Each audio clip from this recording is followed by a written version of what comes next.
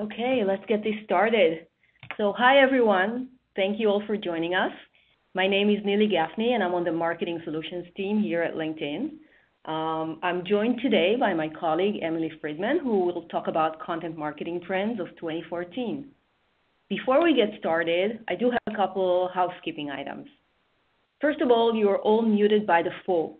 So if you have any questions or comments you'd like to ask Emily, please enter them into the Q&A or chat box on the right of your screen. We will collect the questions and send back a document with replies to your questions. Additionally, we will be sharing the slides and the recording from today's session with you via email within the next few days. Any technical issues, any problems you have, please post it on the chat window. I'll be monitoring this session and we'll be helping you out. And now I'm pleased to hand it over to Emily to get us started. So thanks very much, Neely. So as Neely said, we want to talk today about content marketing must-dos. At the beginning of this year, we wrote about 14 content marketing must-dos for 2014. And now that we're 9 months into the year, we wanted to revisit some of these imperatives and get a better idea of marketers' performance. So how these key areas are being addressed by marketers, whether some must-dos have already become table stakes, for example, or if others have been slower to become a priority. And it may be too early to gauge relative success on these specific efforts, but we can still get an idea of how marketers are adopting these practices and how their goals or objectives may have changed as a result of different trends we've seen along the way. So the first imperative on our list is proving the value of content. At the start of 2014, we noted that content marketing platforms will offer full integration with customer databases and CRMs, and we encourage marketers to identify which types of content are funneling visitors to converting pages through the use of site analytics. And overall, we're seeing improved effectiveness when it comes to content marketing. According to the Content Marketing Institute, some recent research they did with marketing profs, 42% of B2B marketers now consider themselves effective at content marketing, and that's up from 36% who considered themselves effective last year. And as they're becoming more effective, we found marketers are gaining insight that influences the types of content they produce. Infographics in particular have seen the largest year-over-year increase in usage from about 38% to over half of marketers. And thinking about proving the value of this type of content, it's no surprise that these types of insights are actually coming from improvements to how content performance is measured. As we know, effective content marketers have key goals that are measurable. And for example, among the most effective B2B content marketers in this study, 80% cited lead generation as a key goal of their content marketing, and that's compared to 64% of those who are considered the least effective B2B marketers. We also see this tying in with an across-the-board year-over-year increase in the number of metrics marketers are using. So across the board, all types of measurements have seen an increase in how many marketers are actually utilizing this as a metric. And a key one being the number of marketers who are measuring new leads, particularly when it comes to content. And we've seen a 15% year-over-year increase there. So it definitely makes sense that we're seeing the most effective marketers citing lead gen as a key goal. The second must-do on our list was to tap into the power of story. So in January, we emphasized the importance of compelling content when it comes to telling your company's story. And we pushed for marketers to embrace the impact of storytelling, particularly through the customer lens. And what we've seen as more marketers partake in social listening is that they're finding a lot of value and even strategic insight in stories that they hear from their customers. So a great example for this is 3M. Back in 2012, after identifying a large DIY enthusiast segment of its customers, which they did through social listening, what they heard from interests among this group and how large the group was among their consumers overall, the company ended up shifting their messaging away from function more toward things that'll be appealing to a DIY audience. And they ended up even launching a new line to appeal to this kind of creativity of their customers. So taking that a step further, they recently created a whole online portal, which you see here, called 3M DIY, and that's their content-first community hub for their audience. And since it's been introduced, they've seen a 50% increase in the amount of time consumers spent on 3M's site, and a 20% increase in time spent on the specific pages of the site. So definitely an example of getting a sense of what consumers are saying, what their interests are, and through social listening, being able to shift strategy, and especially looking at what are the stories that they're telling. So if it's sharing DIY examples and projects that they've done.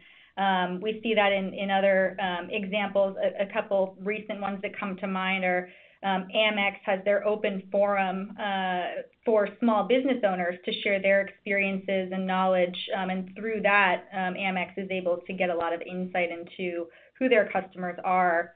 So definitely a few good examples there. So similarly to how this was highlighted by the importance of storytelling, we know that a cohesive brand narrative is key.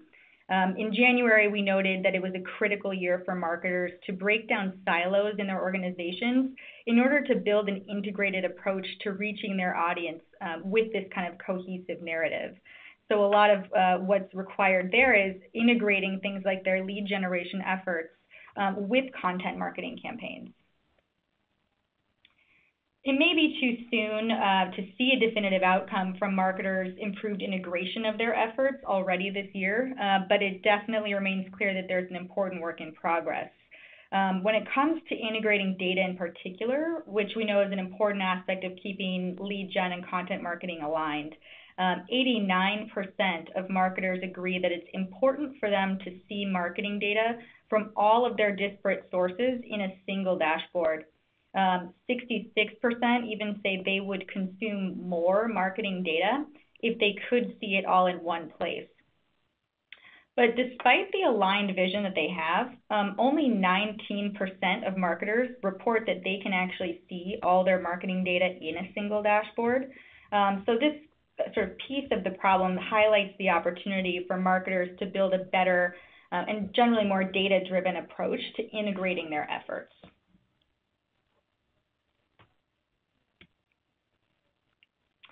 One lesson that has definitely been made clear over the past year, especially with the rise of new types of platforms, is that the most effective content does not require volumes to have an impact, and nor should it.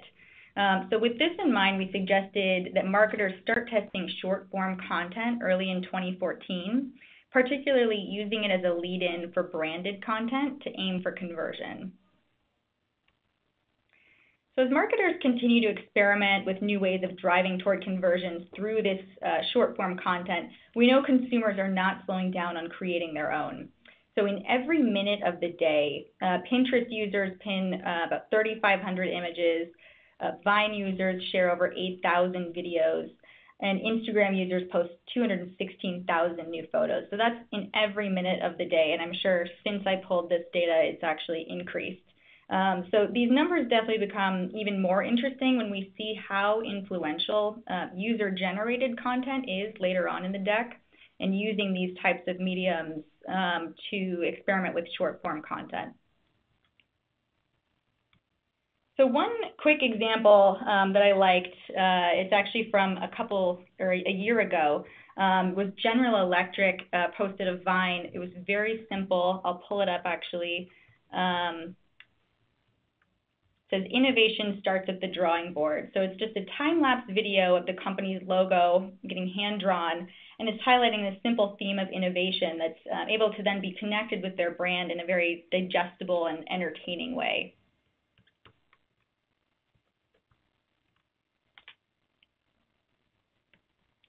So moving next to personalization of content, we're definitely seeing a rise in this trend. And we know that without context, content loses a lot of its meaning. So with that in mind, we know there's a growing need to understand your audience before you can actually create more personalized content. but definitely when creating this content, making sure that it's measurable. So far in the year, less than a quarter of marketers say they're using personalization or dynamic content, but other research we found from Adobe reported that 33% of marketers have identified personalization as the area that will be most important to their company's marketing moving forward. So we think there's likely to be a continued upward trend there, especially as more companies are better able to define and understand the different audiences they have and how to best personalize content with those audiences in mind.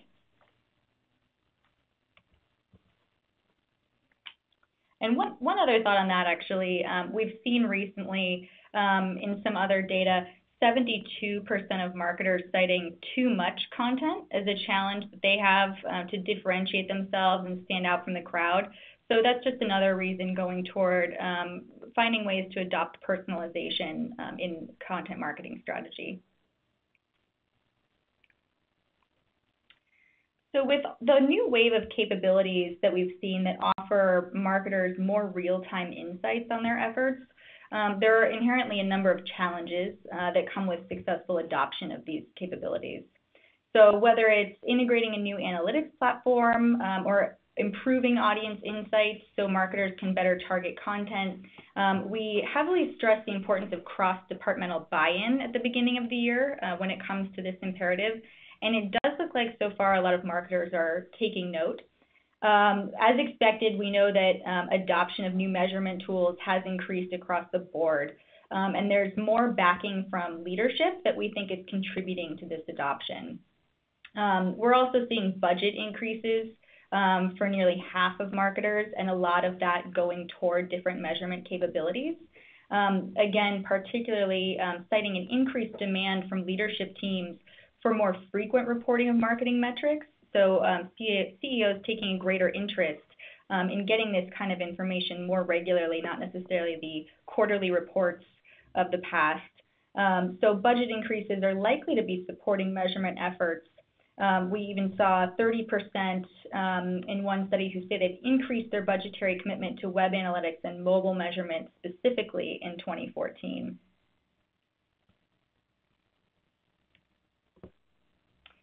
Another imperative on our list was appreciating that customer-centric is really the new social-centric. So we see that with increased customer expectations as a key driver of this trend, and we've definitely seen a lot of changes to what the role of the customer is and how customers are able to influence strategy, influence product development, service, and sales, and how that really can be something to take advantage of as an opportunity. So when it comes to whether marketers have embraced this customer-centric theme of 2014, the answer does seem to be pretty consistently yes. This seems to be overarching. It's a theme that kind of goes through a couple of our imperatives on this list. So on the left here, we see top priorities among marketers for 2014 is acquiring new customers and increasing customer retention, respectively.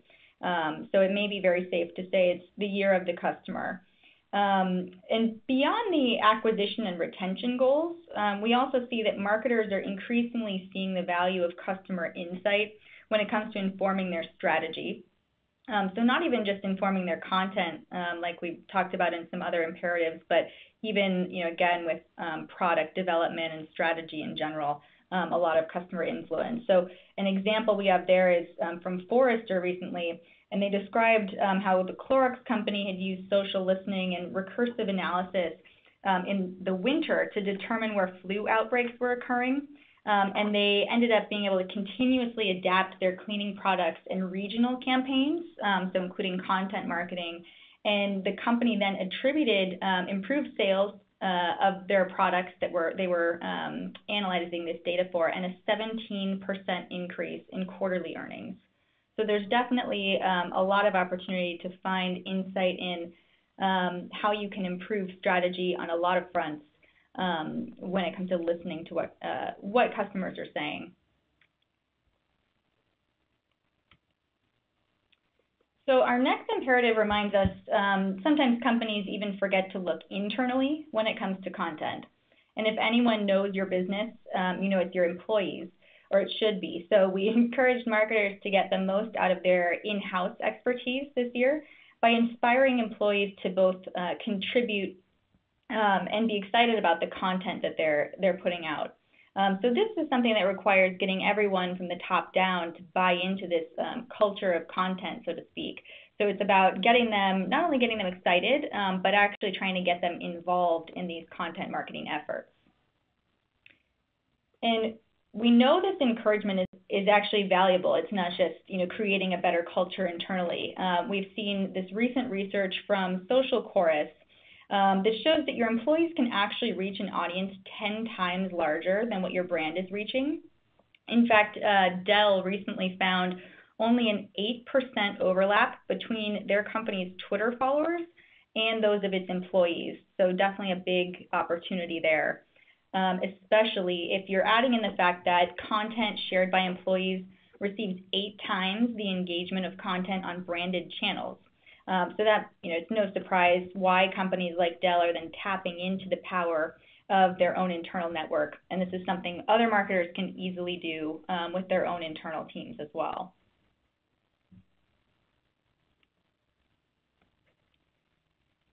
So with the vast amounts of content that we know are available today and the challenge in differentiating your content, we know there's a big challenge to attract initial attention amongst audiences, especially when it's different audiences that are being, a lot of companies are vying for their attention. So very much in line with the suggestion that we had for using short form content as a lead in to longer branded content, we also recommended at the start of the year that marketers really aim to embrace entertaining content to grab consumers' attention, gain their interest, and act as that lead-in. So it's not a huge surprise that entertainment value is desirable. And often this can work best if you're tying it to something relevant or a hot topic or event. So a recent example we thought of is the World Cup this summer, where many marketers were using that event as an opportunity to grab attention of consumers through relevant, entertaining types of content, since this is something that's pretty permeated through culture at the time. And so the IAB reported actually that during that time, World Cup fans were nearly twice as likely to value the entertainment creative of an ad compared to the relevancy of the product that was actually advertised.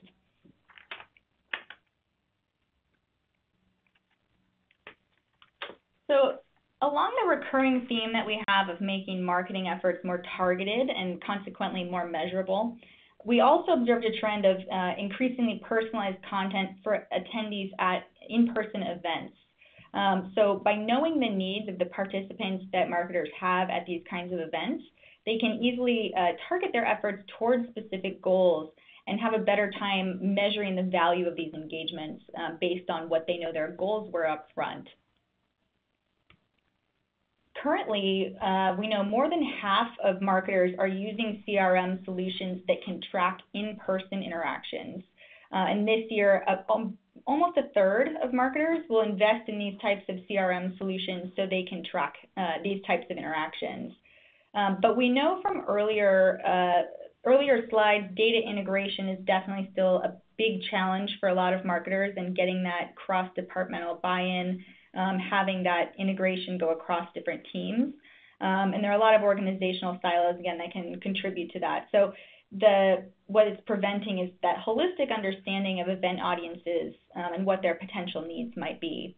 So it's definitely as important to understand your participants before an event as it is to measure their behavior afterward, especially when considering the impact a live event can have if it's targeted correctly.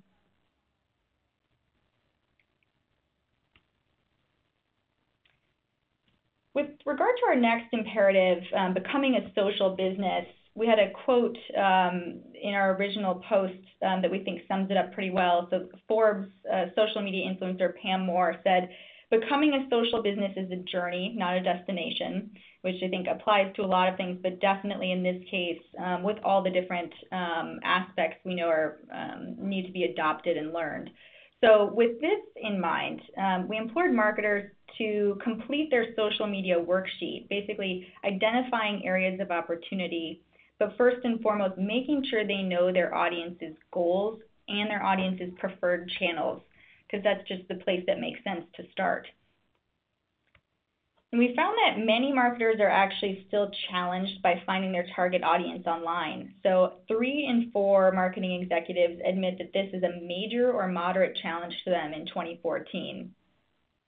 But nonetheless, we know marketers are working to align their long-term strategies to key areas of opportunity, and this includes the adoption of audience targeting, which specifically for advertisers and agencies, we now know is used by more than 8 in 10 total.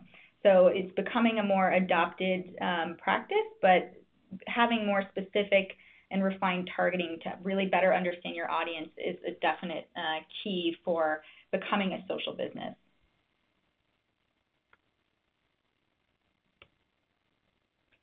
The next must-do on our list is basically activating potential brand advocates through social media or compelling your customers to spread the word. So in January, our advice to marketers was first to identify existing advocates by digging into your channels. So on our previous slide, we were talking about really understanding who your audience is and knowing how to target them, knowing what preferred channels they have. This is kind of taking that a step further, and within those audiences, really understanding who are the advocates and where are they participating. We know from Forrester, 30% of U.S. online adults are sharing content from companies on social media at least weekly or monthly, which is a pretty high number considering how, that's out of all U.S. online adults. And when we factor in the trust aspect, so 92% of U.S. consumers saying they trust brand advocates, and that's compared to, I believe, 18% who say they trust influencers. So it's really clear that marketers who haven't yet identified their customer advocates, and especially doing so across channels, they're really missing an opportunity to engage these people who are valuable loyalists to the brand. And we found some other data specific to millennials, just to emphasize this point, showing that user-generated content, as expected, is more memorable, but also more trusted than other media. And importantly, it's 20% more influential on purchases among millennials than all other media types. So definitely more to emphasize the importance of identifying and encouraging these brand advocates, especially when it comes to content creation and spreading that message.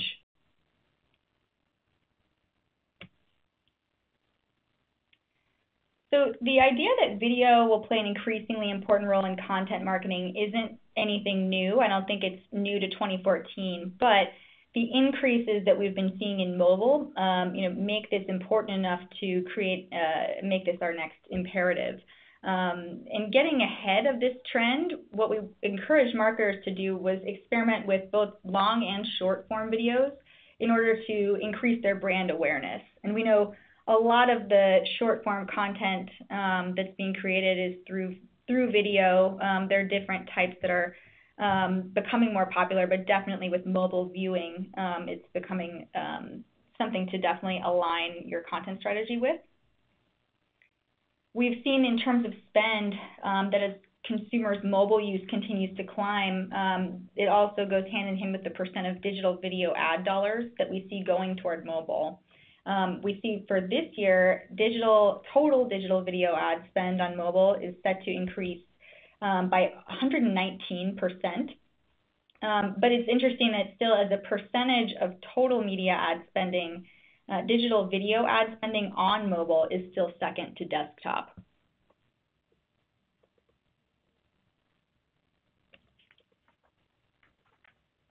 So closing in on our final content marketing must-do for 2014, we look to the role of influence in content marketing. And again, we know that without context, content loses a lot of its power. So with this in mind, we highlighted the importance of mapping existing content to different stages of the buying cycle and encouraging marketers to then make adjustments to ensure they're aligned to key points of influence. So similarly to how we've discussed with other imperatives on this list, we know marketers have increased their measurement efforts trying to continuously improve on their content initiatives by tracking more metrics and getting a better idea of specifically how things are performing. So over the past year, we see that the percent of marketing executives who use metrics that quantify increases in awareness, brand perception, and purchase intent have all doubled. So this definitely points to an increased emphasis on measurement aligned to the buying cycle. We also know marketers are showing a significant desire to understand their customers' path to purchase. So not only measuring how each of those phases, where the increases are, but actually understanding how they move from one phase to the next, as well as the impact that we see of specific mediums that they're using. So we know close to 8 in 10 are citing this, each of these as the top important factors in measuring their campaigns. So as we've seen, it's really clear marketers have made significant progress on many of these content imperatives through the past 9 months, but we know there's a lot of work to be done. It's a lot of things that we've encouraged people to do, and a lot of things that it seems there's been a lot of progress on so far. But there's definitely always, especially thinking back to becoming a social business, it's a journey, not a destination. Things are always going to be evolving.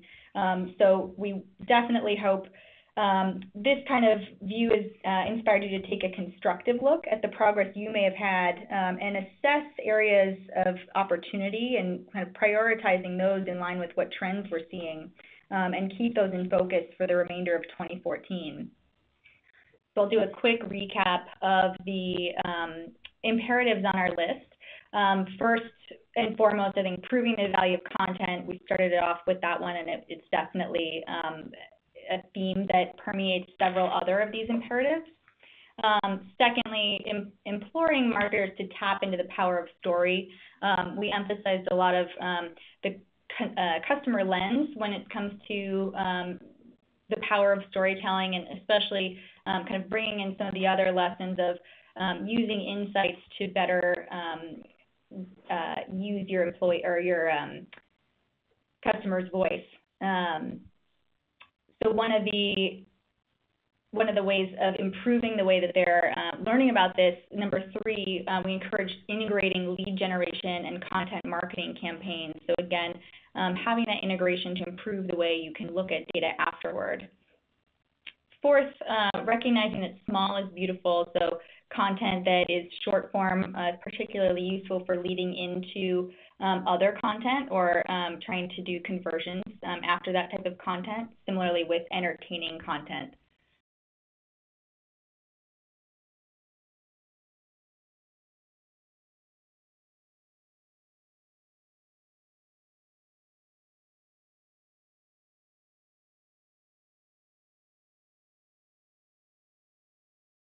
In some of the other points we've made, but again, being able to get that cross-departmental buy-in to have the way that you're looking at content performance measured across different departments and merging that data so you're able to act on things in a more real-time manner. Seventh, looking at how customer-centric is the new social-centric. I think, again, this permeates several of the other imperatives on our list. Taking it internally for the 8th imperative, knowing that employees are just as valuable, and having them get excited about content that's being created, be part of the feedback process, and contributing content themselves is definitely very important. We talked about embracing entertaining content and also personalizing, but more importantly, measuring this personalized event marketing. Overall, becoming a social business, again, it's a journey, not a destination, and taking a look at where are your key areas of opportunity and any big gaps in understanding your audience or where their preferred channels are. Then 12th, compelling customers to spread the word, again, digging in for those advocates and encouraging user-generated content.